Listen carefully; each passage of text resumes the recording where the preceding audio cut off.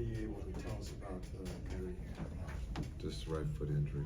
That's all I can tell you. We'll know more tomorrow. Okay. That's it. All right. What'd you think about the way Dante stepped up to his game? He was big to start and then to have to play both ends tonight. I thought he did a great job defensively and offensively. It's not easy guarding Simons.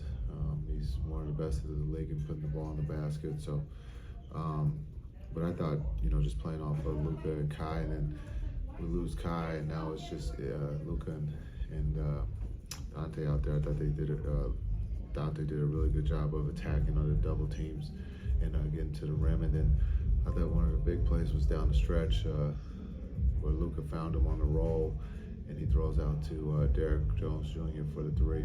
It was it was really, really nice play. When you guys made the rally against OKC, you pointed to that quarter as that's a quarter. We were desperate on defense, and starting from that quarter for the next 6 quarters, you guys allowed 22 points per quarter. Do you think you guys have found something on defense, or has it just been a matter of better effort?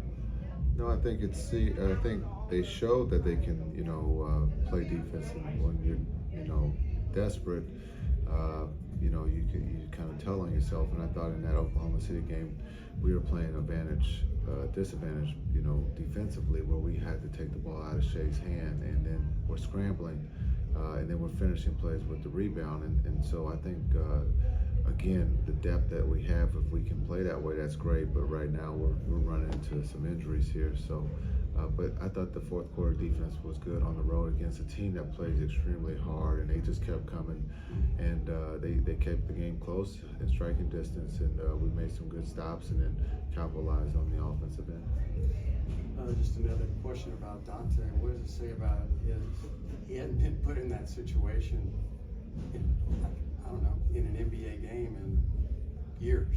Yeah, I think, but he was just in the finals, I think, in Europe. So I think he understands that, the level of basketball, of being in a close game.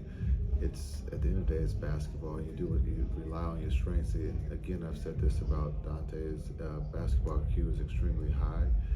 He knows how to play. He's not afraid of the moment, and you can see that he's attacking, getting to the basket, and making plays. And so when you have a third ball handler like Dante, it just makes the game so much easier for Kai and Luka and everyone else who's on the floor.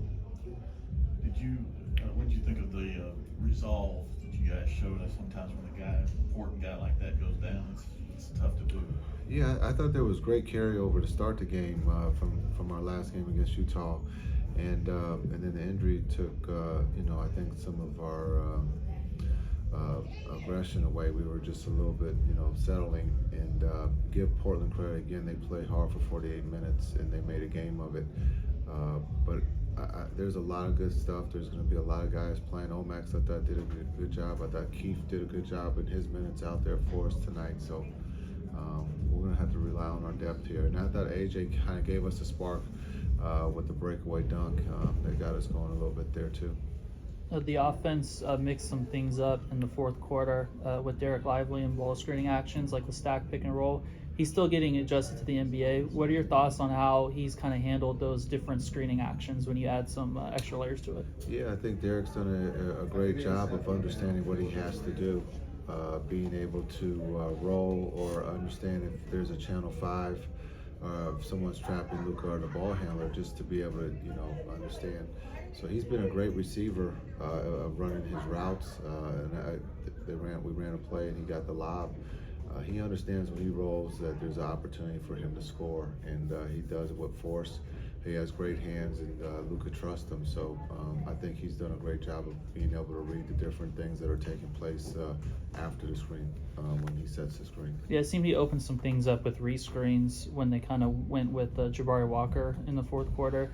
What did you see from Lively with rescreening and opening things up like that? Yeah, they did a lot of things. They trapped Luka right off the first play of the game, and it just showed that Lively was paying attention to what we thought was coming, and he benefited from it. So I think it's just, again, his IQ is his awareness of seeing what's taking place with Luka or Kai when they're being double teamed. Also, to be, with the rescreening, to be able to flip the screen. He understands what Luka wants, and they have a great partnership that's developing right, on the fly. One more question, I apologize, but Blazers TV supposedly said that Kyrie was taken out of the arena, and I didn't hear that from anywhere else, but it sparked all this stuff on the internet. To your knowledge, has he been here the whole time? Yeah. Okay, well, when something like that is said on TV, it just goes crazy. I don't know why they would say something like that. That wasn't the case. So Well, he stayed in the arena. All reporting is not all factual, is it? Or should we all believe it? Well, we got to check when I'm not here to interview you, but I think he hasn't left the building. He's still here. That's what I wanted to check. Okay. Thank you. Cool.